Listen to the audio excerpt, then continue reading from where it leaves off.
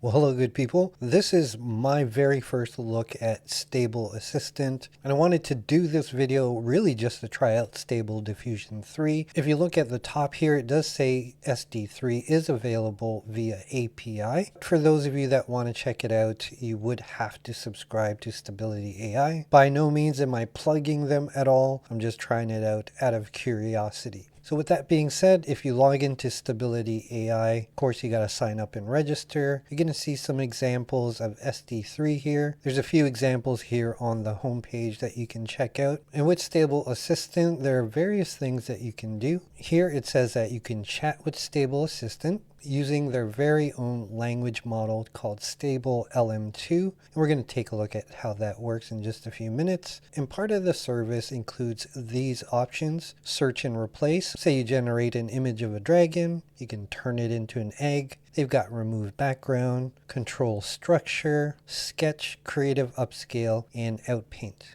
And there's also Stable Video, which is their version of text or image to video. Here's a quick look at the pricing. I'm just going to try it out for a month and see how it goes. I'm mostly interested in the text to image, obviously, and the video side. And once you sign up and you're first logged in, you're brought into this chat screen here. And so initially you're welcomed by the Stable Assistant beta. This is still in beta. There are improvements to be made. It basically says that I'm your personal assistant by Stability AI's image, video, and text generation technology featuring Stable Diffusion 3, Stable Video, and Stable Image services. I excel in generating and editing images, generating video, and offering knowledgeable responses. Now it says here, how do I get started with Stable Assistant? If we click on that, it gives you some directions on what to do. So let's follow the first prompt here and say, generate an image of a cute dog holding a sign reading Monzon Media. Let's see if it'll do my YouTube channel's name, but let's give him sunglasses and a jean jacket. And one of the things I'm looking for is prompt adherence. So once we generate, you see that it's running here. And that didn't take very long. I'd say less than a minute. And there you go. I got exactly what I wanted. Holding up a sign saying Monzon Media. Pretty cool. But what if we tell it to generate the same image, but we want it more of a cartoon style? Generate the same image in a cartoon Pixar style. Actually, let's do 3D because Pixar is more 3D than cartoon. There you go. So it's kind of adopting the style, but yeah, we lose the consistency, which it's probably using a different seat. But the overall concept is still there. Although we have double glasses, I think. Now if we click on it, yeah, we see kind of some double vision here. But for the most part, yeah, it's doing what I asked it.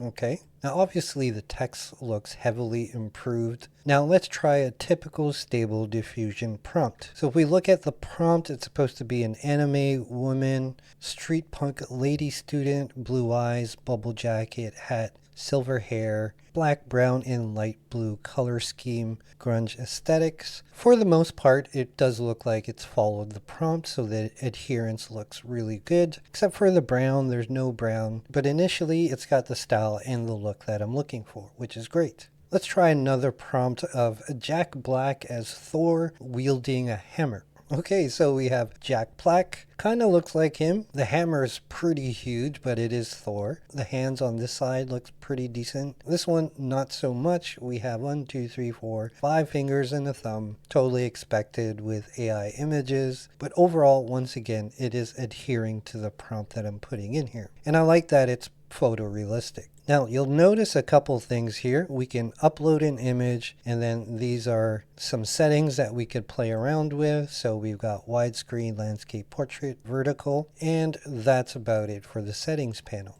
And then if we click on show history, it gives us the history of our prompts that we just put in, last inputs. Now in the top corner here, you see that if I hover here, it says open toolbox. Let's click on that. Search and replace. Let's try this one. So the ideal here is to search for an object and replace it. If we scroll down here, it says, what do you want to replace? Let's try replacing the hammer. We'll switch it to an axe. Thor with an axe.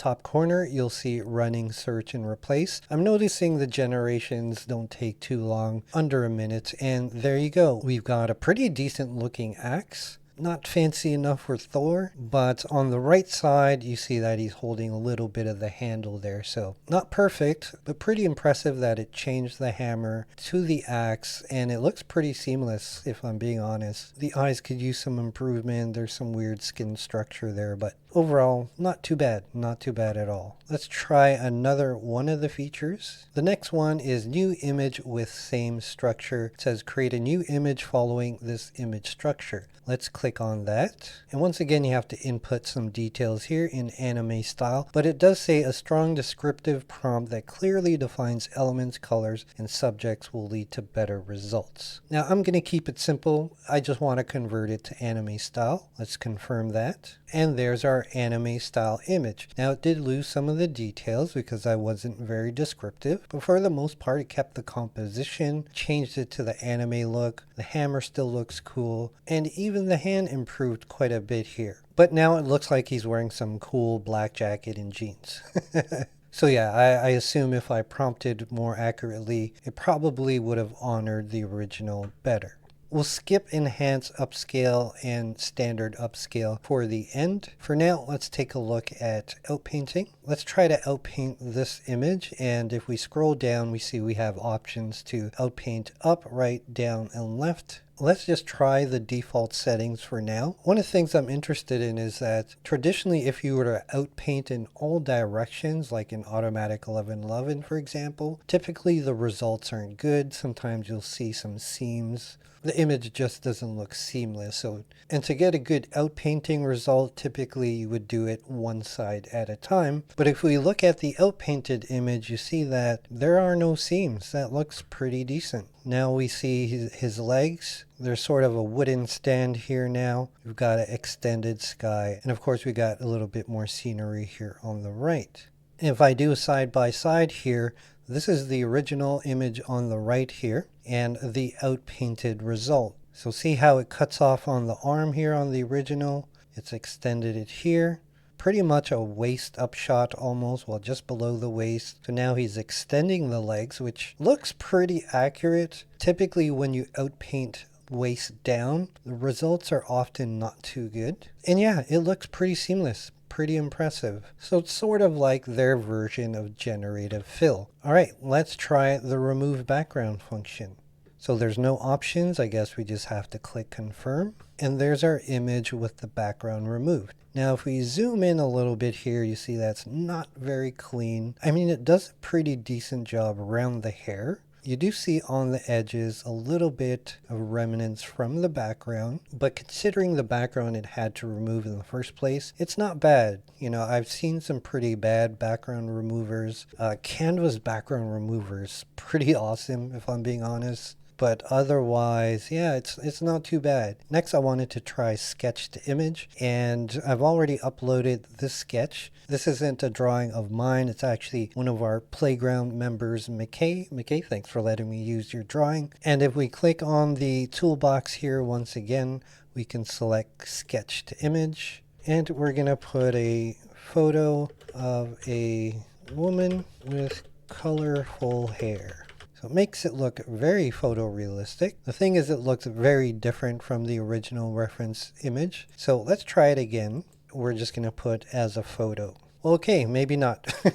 So yeah, I guess you still have to be somewhat descriptive, but at least it keeps the composition somewhat. But I feel like it lacks some control, just like where we can use control net or image to image, control the image strength, right, or the denoising. So I feel like this has strayed off the original a little too much. Or maybe I just need to prompt it better. This is our first impression, so I'm not going to be too critical. Either way, it's pretty impressive. Now, before we look at video, let's take a look at the upscaler. We'll use this image to upscale. If we click on enhance, this is their version of a creative upscale. We'll just put in photo and let's see how creative it's gonna be. Will it honor the original still? Will it add more details? Let's find out. So here's the original image on the left, the creative upscale on the right. Remember, I only put photo in the prompt, and as you can see, it was very creative with it. It honored the composition, the colors and everything, but it made her look more CGI-like, which is great. I mean, if that's what you're going for, obviously the standard upscaling should look like the original, just bigger. So with just a very basic photo prompt, using a photorealistic image, we get something like this. And I will say though, the quality looks really nice. If I look at the file info, 2776 by 3568, 96 dpi. So in terms of quality, it looks pretty good. Now this is the image using the standard upscale. We zoom in here.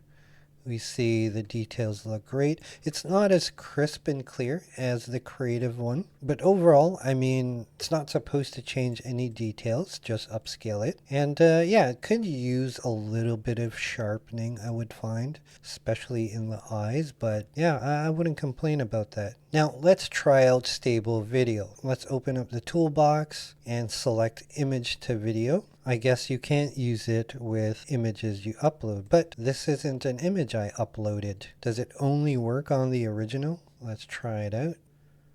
That's strange. Okay, so maybe image to video isn't available at the moment. I could be wrong. Let's do text to video then. So for the prompt, I'm going to do something really simple. Create a video of Jack Black as Thor holding a hammer with thunder and lightning in the background. It's running, so I'm assuming text to video works. Oh, I see. Okay, so it generates the image, and then you have to select image to video, and then it's going to create the video. So I'm a little confused. Is there no text to video only? Because it gave me this image, and it says I created a video of Jack Black as Thor holding a hammer as per your request, but I had to select image to video to do the video. In terms of workflow, that doesn't make sense. But anyway, there we go. We've got some action. Now it's just his cape and some weird effects. That's about it. Okay, let's try something a little simple. Pretty simple prompt to create a landscape video of an autumn scene with mountains and waterfalls. So yeah, it'll give you an image first, and then we have to select image to video. So now I know and you know. I wish they would make that a bit more clear in the instructions. So here's our video. It seems like it's only 3 to 4 seconds roughly. We've got the clouds in the sky moving, a little bit of the water, nothing too impressive. Now from what I've seen with stable video and even running it locally, there's other controls that you can do for motion. This just seems like a very basic version of it. Considering Stable Assistant is still in beta, I'm going to keep my initial critiques to myself, but when it's working fully, I think it would be an added bonus to the service. Not too impressed with the video side of it from what I've seen. And if I'm missing something that I don't know about, please let me know in the comments. Now, considering this is my first time using it, obviously I'm going to dive deeper. If there's anything that you want me to try, whether they're prompts of certain things or using these various functions in different ways. Search and replace was great. Background remover, pretty decent. Control structure could be very useful if you want to change background environments, maybe change clothing. Probably something I'll try in another video. I did like the sketch function, but it seems like it needs some sort of controls. Creative upscale looked pretty good. And for outpainting, I like that you can do all sides at once. With stable video, I'm going to have to play around with it still. So I'm not sure what the future is going to hold for Stability AI. Obviously, we're all waiting for the weights to be released for SD3. Rumor has it that it'll be around July-ish, early July to mid-July. But don't hold me on it. That's just what I've heard. But the one thing to remember is that should you want to use the model for commercial use, you will have to pay a subscription to Stability AI. But I think we're at that point now where a lot of companies are developing closed source models, and the open source community is kind of on their own to do their thing. I don't know. What do you think? Let me know in the comments below. And as always, until that next video, my friends, I'll see you when I see you.